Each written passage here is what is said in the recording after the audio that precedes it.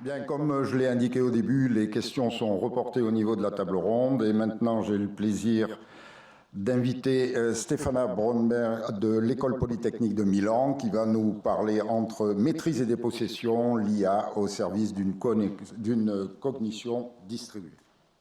Merci. Stefana. Merci beaucoup, c'est très impressionnant de passer après cette présentation aussi dense et technique. J'espère de faire une suite de notre registre complètement. En fait, je vais parler des mythes du point de vue des mythes. Là, depuis ce matin, nous entendons d'une certaine manière parler de mythes du point de vue de ceux qui construisent les technologies, ceux qui en fait les conçoivent, et non pas de ceux que les utilisent. Donc moi, je vais essayer de vous parler en tant qu'anthropologue du numérique, en tant que personne qui utilise et qui étudie depuis presque 30 ans, en fait, les usages de ces technologies. Donc, je vais vous parler de ce qui sont les mythes et les craintes et les monstres par rapport à ces phénomènes, à ces constructions. Donc, des personnes qui non seulement vivent, donc si on prend la première vidéo avec les robots qui construisent les voitures, il y a quand même des personnes qu'on ne voit pas, qui sont peut-être dans une salle de contrôle à côté. Quand on parle de ce type de réseau, il y a quand même des données qui sont produites par des personnes et qui sont capturées, qui alimentent tout ça. Qu'est-ce que ça veut dire donc? Quels sont les mythes des personnes qui utilisent et qui vivent à l'intérieur de ces systèmes technologiques? Pour faire ça, je vais faire un petit excursus. Donc, entre 2008 et 2012, ils sortent une série d'études anthropologiques aux États-Unis en particulier, d'anthropologues qui se plongent et qui font de leur terrain, en fait, font leur terrain à l'intérieur, soit de jeux comme le dernier Boninardi qui passe 2 ans en tant qu'elfe dans World of Warcraft, des autres anthropologues qui passent des années avec des hackers, Tom Bullstorff qui passe 2 ans avec un avatar à l'intérieur de Second Life. Je pense que son livre va être particulièrement intéressant, on va retrouver un souffle avec les nouvelles annonces autour du métaverse. Et ce qu'on voit, ce que les anthropologues nous décrivent, en fait, de ces expériences de l'intérieur, c'est en fait des phénomènes typiques qu'on retrouve en anthropologie, comment les participants de ce monde créent des identités, maintiennent des relations, créent des normes sociales, créent des cosmologies, font des échanges, consomment, etc. Donc on retrouve à l'intérieur de ces espaces des mécanismes sociaux bien connus. Et quelques années après, on passe, si vous voulez, du monde virtuel, etc., à l'étude, par exemple, justement, d'un phénomène où nous passons beaucoup de temps, les gens passent beaucoup de temps, qui sont dans les réseaux sociaux, dans les social media. Là, c'est mes anciens collègues du département d'anthropologie de UCL à Londres, qui ont fait une série d'études pendant plusieurs années, de la Turquie à l'Inde, l'Italie à la Chine, en passant 2-3 ans, au moins 1 an et demi, en regardant comment des utilisateurs donc de téléphones mobiles, de réseaux sociaux, etc., les utilisent.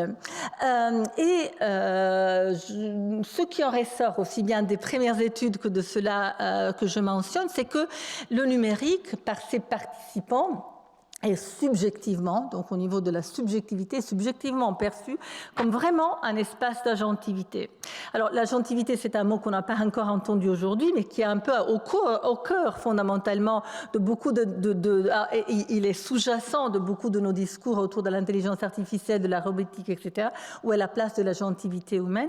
Ce que je peux vous dire, c'est que dans toutes les études anthropologiques, ce qui est clair, c'est que les personnes qui en font usage, si vous voulez, se sentent énormément en contrôle de leur situation et se sentent au contraire presque plus en contrôle qu'à l'extérieur, si vous voulez, dans un contexte parfois oppressif, parfois incertain. Je vous raconte juste une histoire racontée par cette ancienne étudiante Amoak Sinuan Wang qui a passé donc 2 ans dans une usine moyenne, dans une ville moyenne en Chine. Donc elle était dans le dortoir, une jeune fille qui regardait un téléphone, etc., lève la tête, la regarde et dit « Tu ne trouves pas que la vie est horrible en dehors de ça ?»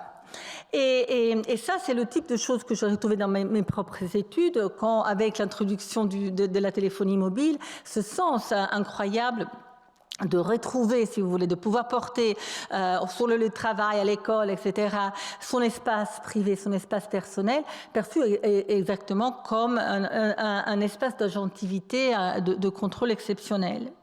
Alors, cela nous pose, si vous voulez, un certain paradoxe, un paradoxe qui est assez connu en sciences sociales, parce que nous avons d'une part les utilisateurs de ces systèmes qui voient les espaces numériques comme des espaces de choix et de pouvoir d'agir, même aussi bêtement si je choisis de regarder une série coréenne ou quelque chose d'autre, indépendamment, donc un espace de choix. Et les commentateurs, surtout sociologues, critiques, etc., qui regardent ça et qui pointent au contraire au fait qu'il y a une exploitation excessive des données personnelles, une exploitation de l'attention, des contenus produits, une obfuscation d'une certaine manière systématique des objectifs. Donc nous avons ce contraste, une subjectivité et puis une analyse autour de ça. Et ce type de contraste, ce type de paradoxe, on le retrouve dans toutes... ça, je l'ai retrouvé il y a quelques jours, c'est juste le dernier sondage sur 11 000 personnes publié il y a par un universitaire de Leeds, mais ces sondages, il y en a des centaines, sur comment est-ce qu'on se relationne justement à la technologie.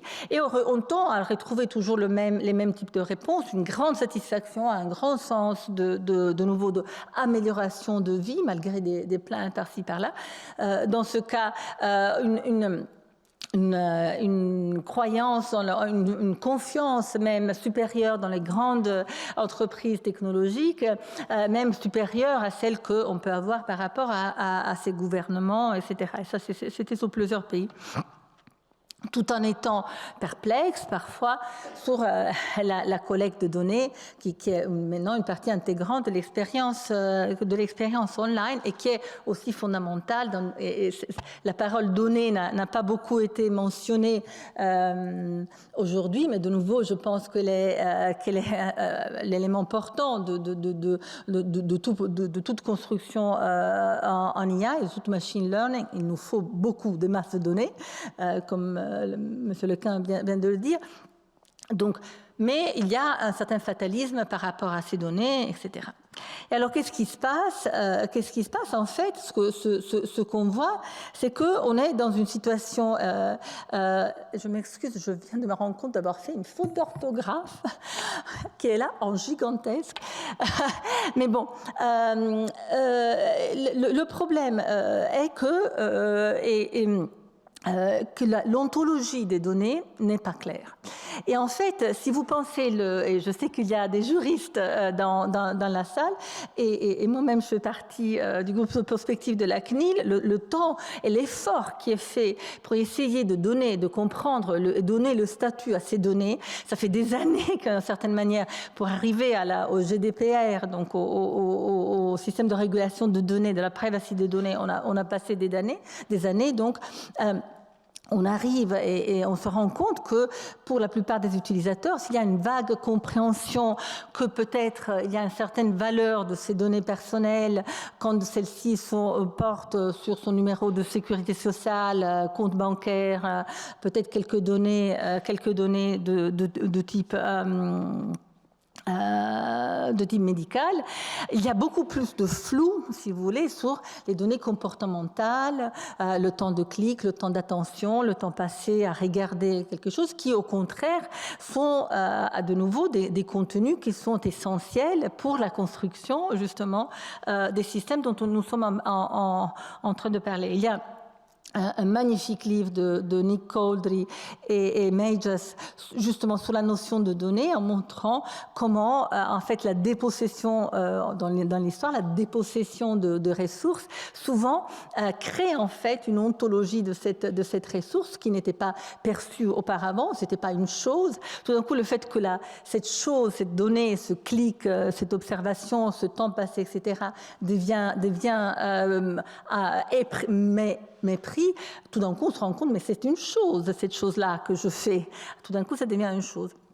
Mais fondamentalement, ce que je voudrais signaler, c'est que il y a dans les utilisateurs, pour ce qui est leur expérience subjective, il y a fondamentalement ce sens de agency et de contrôle, et que la donnée elle-même n'est pas nécessairement perçue comme essentielle.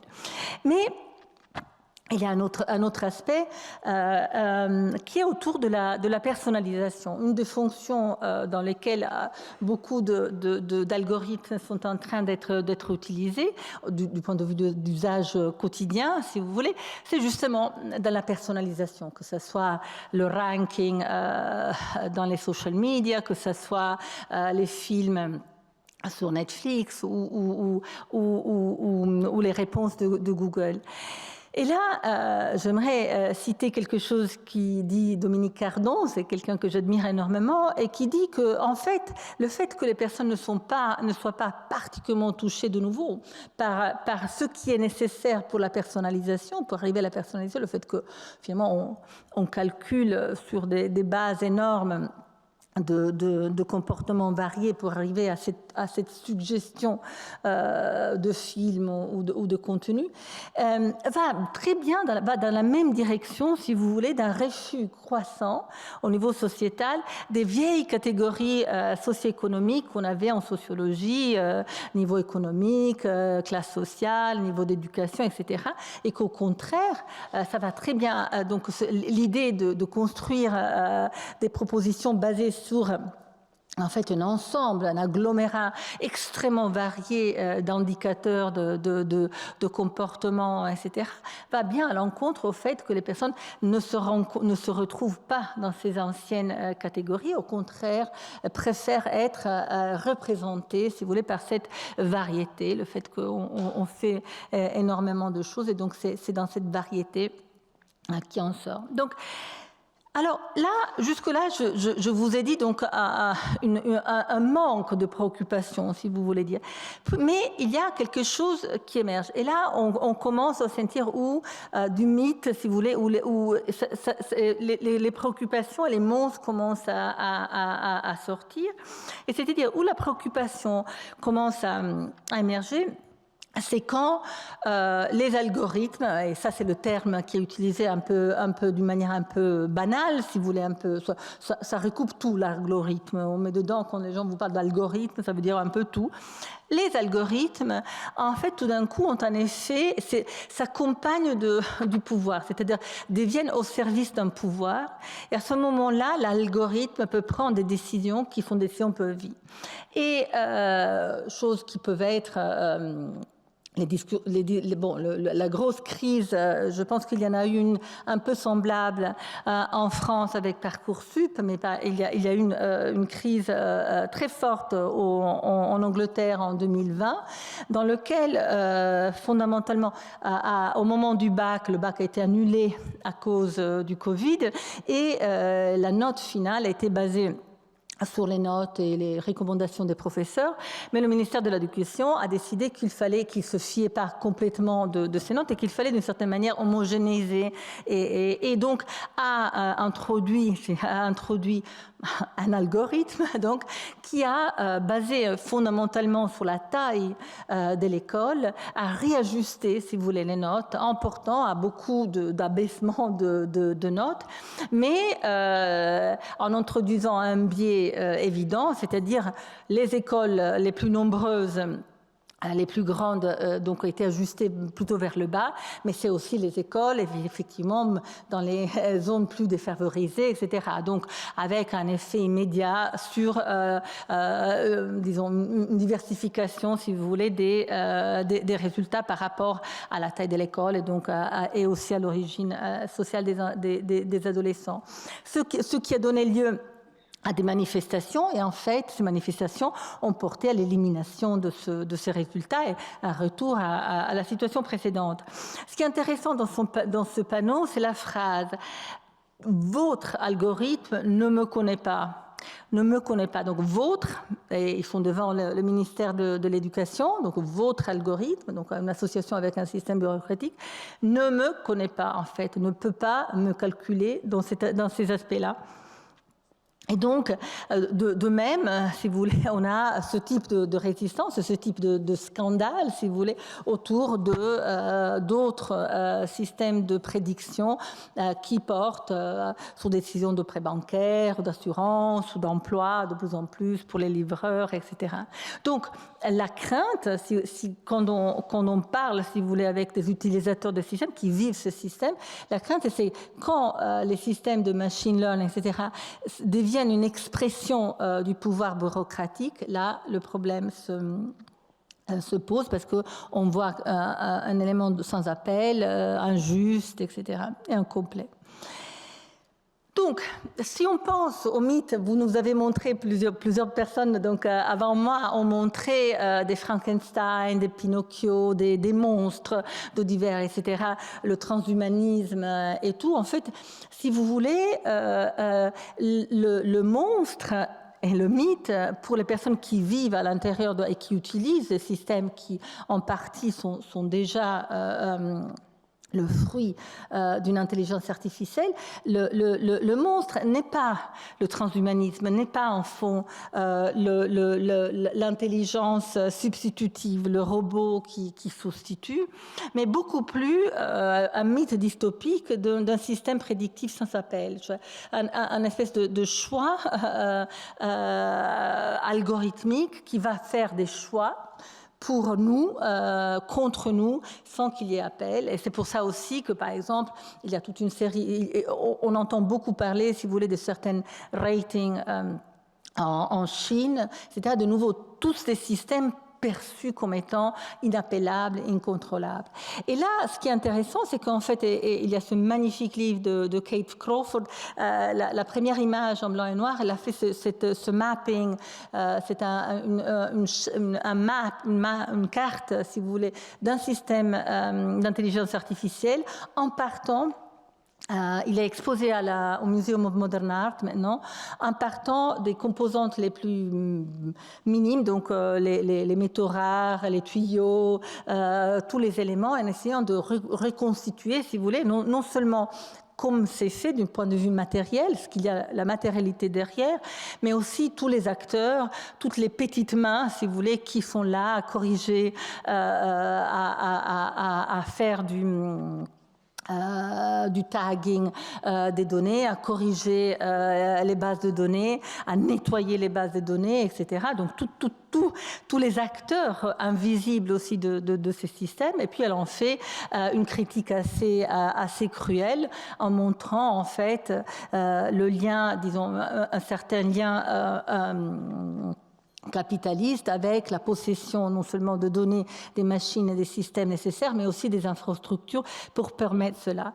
Et ce qui est intéressant, c'est que là, on voit qu'en fait, le monstre, si vous voulez, au niveau des critiques sociales et au niveau des craintes du public, se rapproche. On commence à se rapprocher parce que, justement, autour de cette notion un peu plus politique du pouvoir derrière ces systèmes.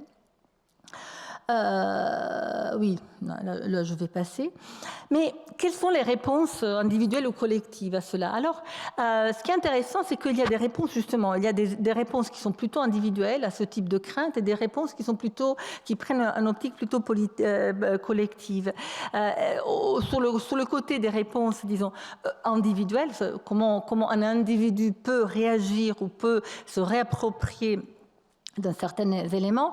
Il y a Mozilla Foundation, qui est une fondation qui est pour le open source, qui travaille par exemple sur une espèce de personal AI, pas comme Siri ou comme ça, mais en fait un système qui pourrait interagir d'une certaine manière, interroger le système algorithmique, qui n'est pas intelligible particulièrement, bureaucratique, pour essayer d'interroger par rapport à des questions sur pourquoi est-ce que le système a décidé de me donner, tout d'un coup j'avais une moyenne de 16, pourquoi est-ce que tout d'un coup on me donne 11 de moyenne, comment est-ce que je peux interroger ce système et plutôt que faire, disons, une approche, vu que de nouveau on sait les limites d'une approche de la transparence des systèmes, mais est-ce qu'on peut mettre en face une autre machine, d'une certaine manière, qui peut interroger celle-là. Et c'est un peu dans la lignée, je vois ça un peu dans les lignées des grands projets, comme il y a eu aussi en France sur Mesinfo, MyData, Mesinfo fait par la FING, sur comment est-ce qu'on récupère ces données, tous ces mouvements de récupération de ses propres données, et ou même ce qui fait Tim Berners-Lee avec Solid, et comment est-ce qu'on peut retrouver.